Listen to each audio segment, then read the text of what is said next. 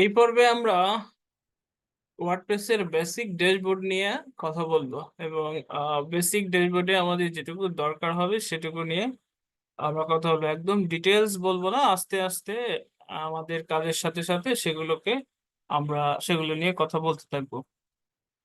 তো সর্বপ্রথমে আমরা লোকাল সার্ভার নিয়ে কাজ করব। লোকাল সার্ভারের যেহেতু জ্যাম্প আমাদের সাহায্য করে লোকাল সার্ভার তৈরি করতে, জ্যাম্প নিয়ে কাজ করব। তো সর্বপ্রথমে আমাদের এখানে আসবে, এসে লিখবো যে XAMPP XAMPP XAMPP control panel. XAMPP control প্যানেলে গেলাম, যাওয়ার পরে আমাদের এই অ্যাপাচি এবং মাইস্কুয়েল এই দুটাকে স্টার্ট করতে হবে। আচ্ছা, এরপরে আমার যে আগের প্রজেক্ট গুলো ছিল সেই প্রজেক্ট গুলো কি প্রজেক্ট ছিল সাপোজ আমি ভুলে গেছি। তো আমি তখন কি করবো, এই জ্যাম্পে এখানে যাব, যাওয়ার পরে আমাদের htdocs এর মধ্যে এই ড্যাশবোর্ড IMG আর এগুলো সব আসলে ডিফল্ট। আর এখানে সেকেন্ড আর ফার্স্ট, হ্যাঁ second project first set up, আমরা এটা লিখছি। তো আমরা এই সেকেন্ড প্রজেক্ট এটা নিয়ে কাজ করব। তাহলে এইখানে দেখতেছি যে এর ভেতরে ওয়ার্ডপ্রেস আছে। এখানে এর ভেতরে গেলে পরে যে ওয়ার্ডপ্রেসের ফাইল ফোল্ডার নেই। আবার দেখো এর মধ্যে যাও, এই যে দুটো ইমেজ আছে। আর এই ড্যাশবোর্ড, এখানে গেলেও দেখো এটা ওয়ার্ডপ্রেসের ড্যাশবোর্ডটা নয়। তাহলে এখানে ফার্স্ট সেট আপ এর মধ্যে গেলে যে WP অ্যাডমিন কন্টেন্ট এগুলো আছে। তাহলে আমাদের ফার্স্ট সেট আপ আর সেকেন্ড প্রজেক্ট, তো আমরা সেকেন্ড প্রজেক্ট এটা নিয়ে কাজ করব। তো এখন আমাদের এটা কি করতে হবে, ব্রাউজারে যাব, যাওয়ার পর কি করতে হবে, লোকাল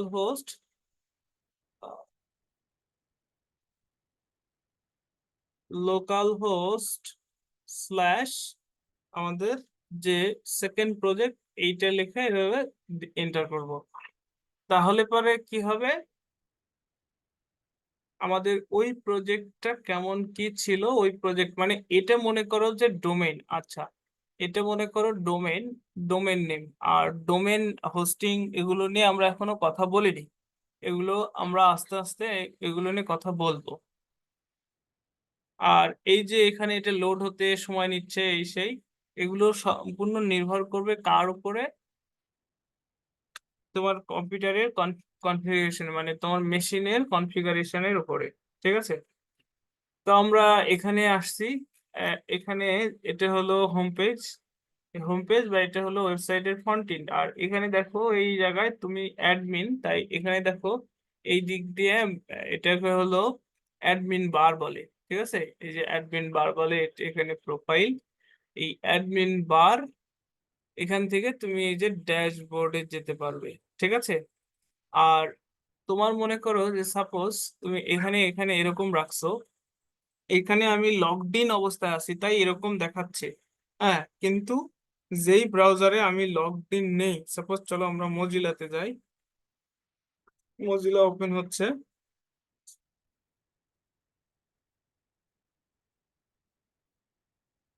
যেই ব্রাউজারে আমি লগড ইন নেই সেই ব্রাউজারে যায় যদি আমি এটারে এরকম ভাবে দেই, তাহলে দেখো এইখানে দেখো ওই অ্যাডমিন বারটা নেই।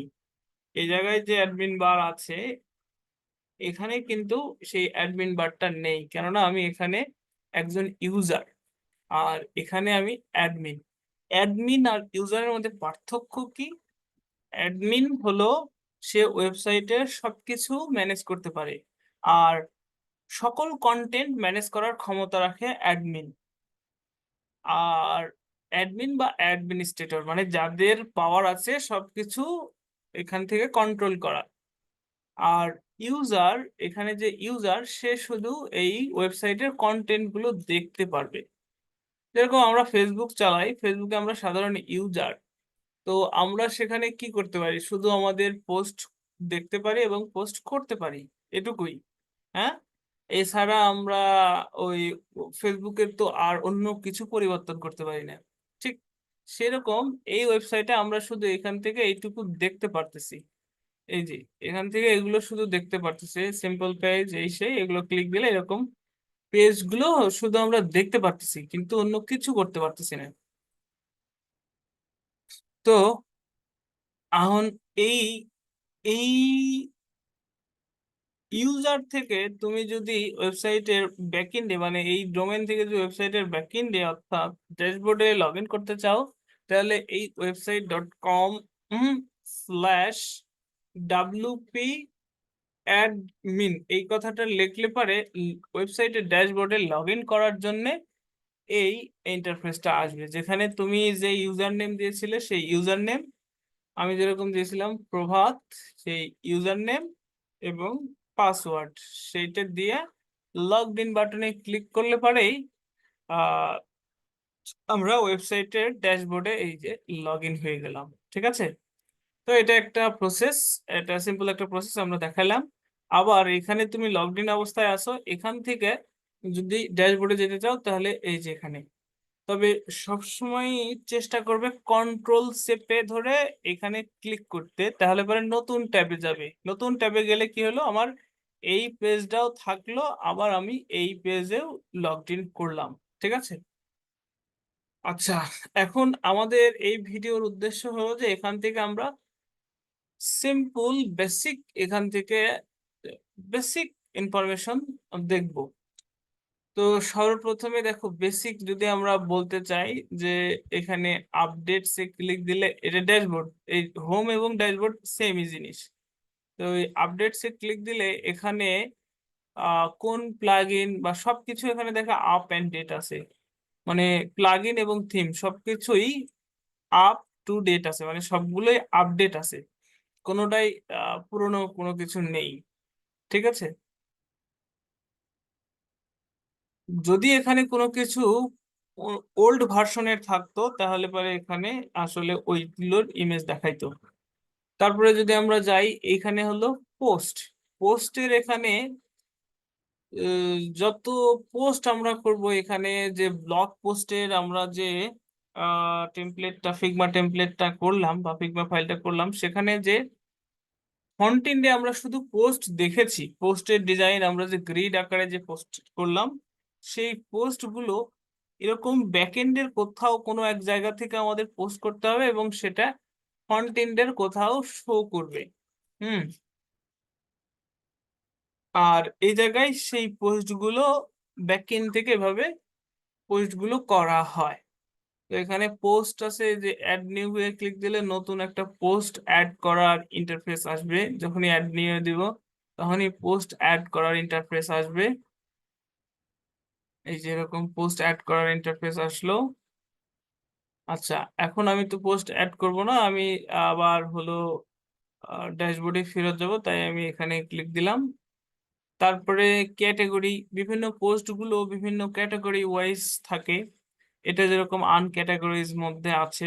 তারপরে ট্যাগ, মানে আমরা ইন্টারনেটে যা সার্চ দিই যেগুলো কিওয়ার্ড দিয়ে, সেগুলো আসলে ট্যাগ আকারে ইউজ করলে পারে, বা রিলেটেড পোস্ট গুলো শো করে না, এগুলো বহু ট্রাম আছে। জাস্ট এখানে দেখো যে এগুলো আছে আর কি, কোনটার কি কাজ এগুলো আমরা আস্তে আস্তে শিখে যাব।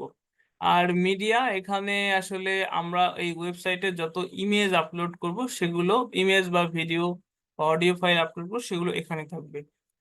পেজ, আমরা যে হোম, অ্যাবাউট, কন্টাক্ট যেগুলো পেজ বানাইছিলাম, ব্লগ, হ্যাঁ, সেই পেজ গুলো এই জায়গায় এখানে এসে ক্রিয়েট করতে হবে। ঠিক আছে, তারপরে এরপরে আসি কি কমেন্ট। যদি তোমার ব্লগ পোস্টে যদি কেউ কমেন্ট করে থাকে, যেরকম হ্যালো ওয়ার্ল্ড এই পোস্টে একটা কমেন্ট আছে, যদি কেউ তোমার ওই ব্লগ পোস্ট গুলোতে কমেন্ট করে, তাহলে পরে অ্যাডমিনের কাছে এরকম ভাবে নোটিশ শো হবে। এখন অ্যাডমিন সেটাকে আনঅ্যাপ্রুভও করতে পারে, আবার অ্যাপ্রুভও করতে পারে, আবার রিপ্লাইও দিতে পারে। আচ্ছা, এগুলো সম্পর্কে আমরা হালকা ধারণা নিলাম, এগুলোর কিভাবে কি কাজ করে সেগুলো আমরা পরে দেখবো, আরো আস্তে আস্তে দেখে ফেলবো। আমি জাস্ট শুধু এখানে কোনটা কি কাজে ব্যবহার হয় হালকা একটু বলতেছি। অ্যাপিয়ারেন্স, অ্যাপিয়ারেন্স থেকে এই অ্যাপিয়ারেন্সে আসলে ডিজাইন রিলেটেড সব কাজ হয়। কি হয়, ডিজাইন রিলেটেড অ্যাপিয়ারেন্সে সব জায়গায় দেখবে অ্যাপিয়ারেন্স মানে হলো সেখানে ডিজাইন রিলেটেড কাজ করা, যেরকম থিম, আমরা যে ব্লক টেমপ্লেট বা ব্লক ফিগমা ফাইল নিয়ে কাজ করলাম, সেগুলো আসলে বলা হয় যে ওগুলো মানে ডিজাইন, এক একটা এক এক ধরনের থিম, মানে এক একটা থিম মানে চিত্র, মোট কথা। থিম হলো ইংলিশে, আর বাংলায় বলে চিত্র বা ডিজাইন বা নকশা, যেটাই বলো। তো এই ওয়েবসাইটে এই 2024 এই থিমটা বা এই চিত্রটা আছে এবং এটার ডিজাইন এইরকম।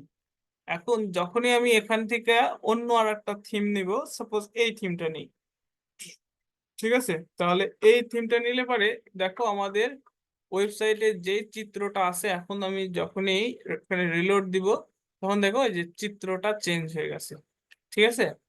তো এখান থেকে এই থিমের এখান থেকে কি করা হয়, এখান থেকে চিত্র মানে ডিজাইন মূলত নিয়ন্ত্রণ করা হয়, ঠিক আছে।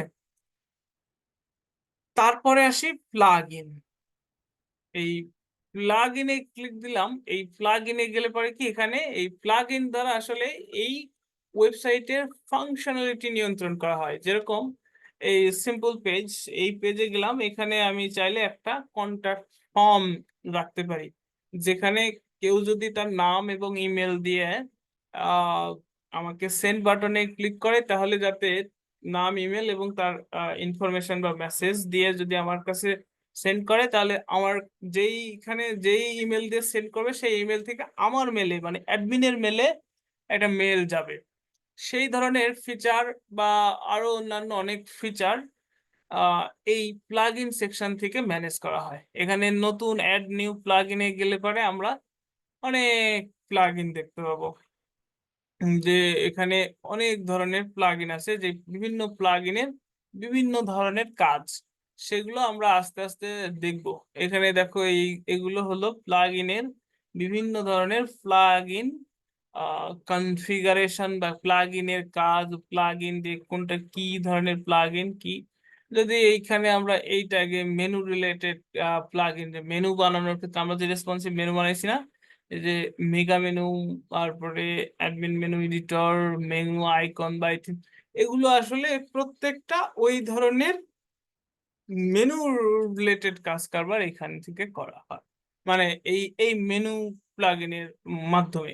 মোট কথা তাহলে কি, এই প্লাগ ইন দিয়ে কি ওয়েবসাইটের ফাংশনালিটি বা নতুন ফিচার অ্যাড করার কাজে ব্যবহার করা হয়। মানে নতুন ফিচার অ্যাড করার জন্য এই প্লাগ ইন ইউজ করা হয়, অর্থাৎ ওয়েবসাইটকে ডাইনামিক বা ফাংশনাল করার কাজে, নতুন ফাংশন অ্যাড করা, নতুন ফাংশন কোনো ফাংশনকে রিমুভ করার কাজে, এই ধরনের বা কোনো নিউ ফিচার অ্যাড করার কাজে এই প্লাগইনের এই সেকশনটা ব্যবহৃত হয়। এখানে এটা কি ফাংশন ডেভেলপ করা বা নতুন ফিচার অ্যাড করা।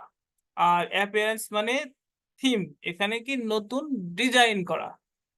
আর ইউজার, এখানে ইউজারের এখানে আসলে কি, এই ওয়েবসাইটে কতজন ইউজার আছে, মানে অ্যাডমিনিস্ট্রেটর একজনই, আবার ও সাধারণ ইউজারও থাকতে পারে। তো এখানে তুমি যদি দেখো তাহলে এই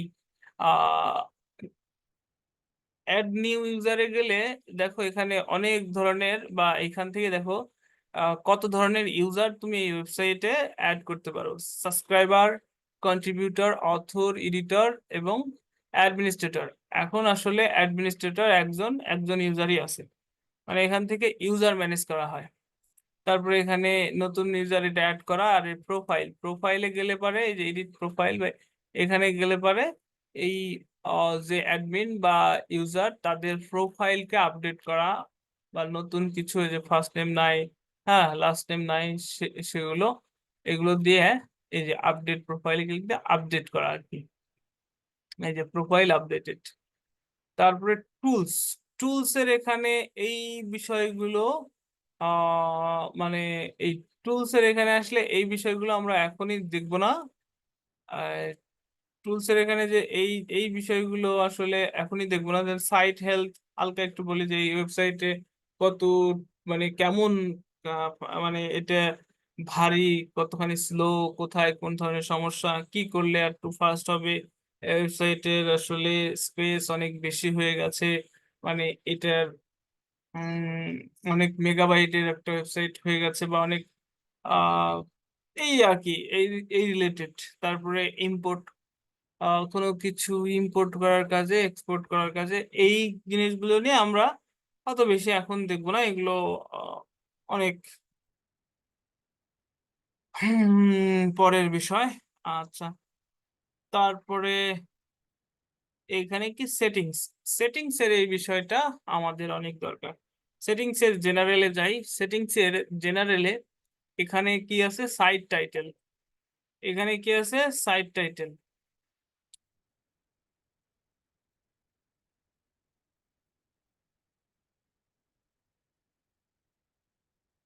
এই জায়গায় কি আছে দেখো, site title.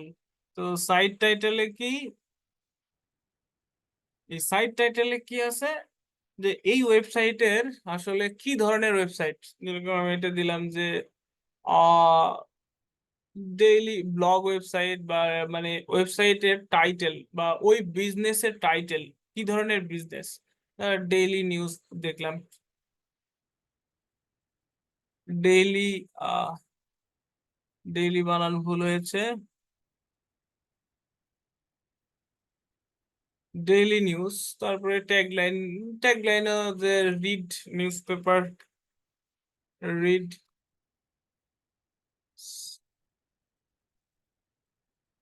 PAPER, daily, daily, এরকম এটা ট্যাগলাইন দিলাম, ট্যাগলাইন। তারপরে এই সাইটের যদি কোনো একটা আইকন চাই, সেখানে সেই জিনিসটাই যে এইখানে যে জ্যাম্পের আইকন শো করতেছে সেই ধরনের আইকন আসবে।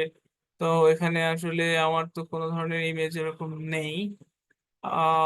সো সাপোজ এই ব্লুটুথের এই আইকনটাই আমি নিলাম, যেহেতু এখন নাই। ক্রপ করলাম। ও,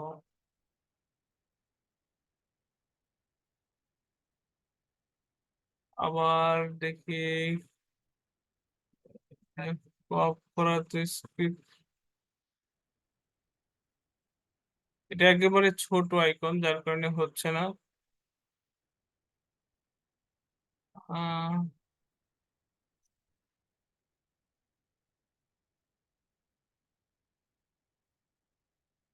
এগুলো একেবারে ছোট আইকন যার কারণে হচ্ছে না।